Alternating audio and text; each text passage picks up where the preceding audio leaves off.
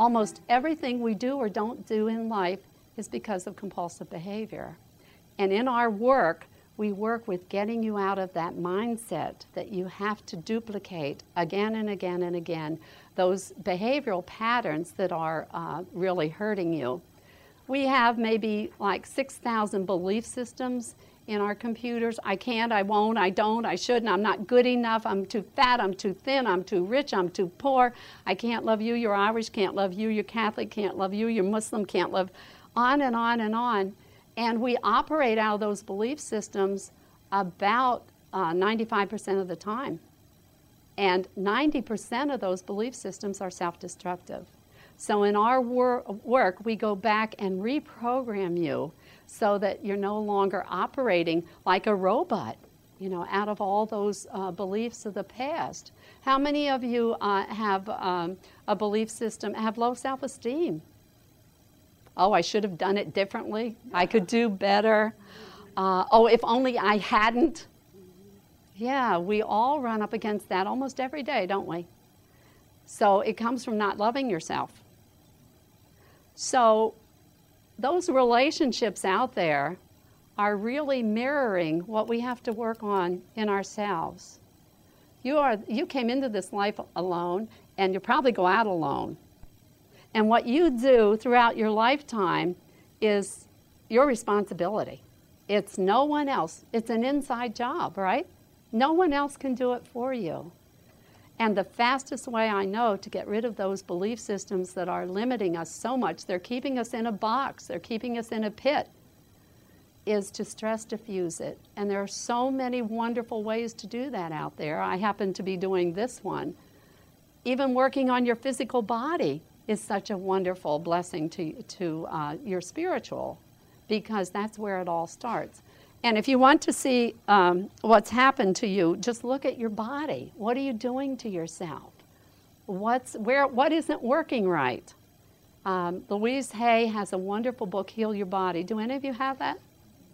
And in it, she has all the conditions and all of the diseases and so forth and the emotional cause.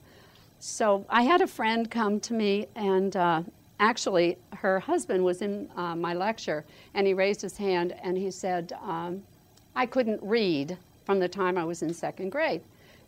And he said, when I was in second grade, my teacher shook me so hard my teeth rattled and told me she was going to teach me the difference between P and D, and then she kept me in for recess. Well, remember second grade, how sensitive you were before you got layered over with all the fear and pain, that ice armor?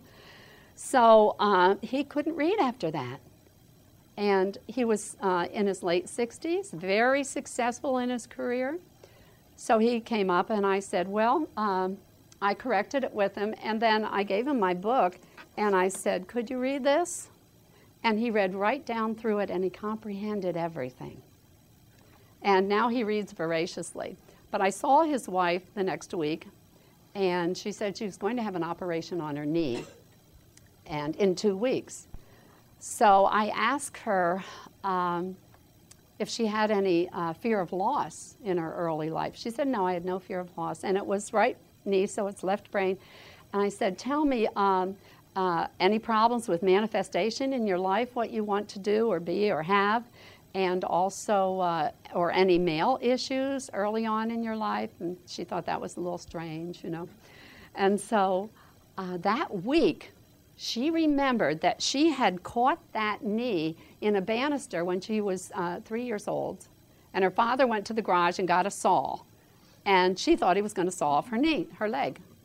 And he realized it, so he said, well, where do you want me to saw it off? Do you want me to saw it off here or here?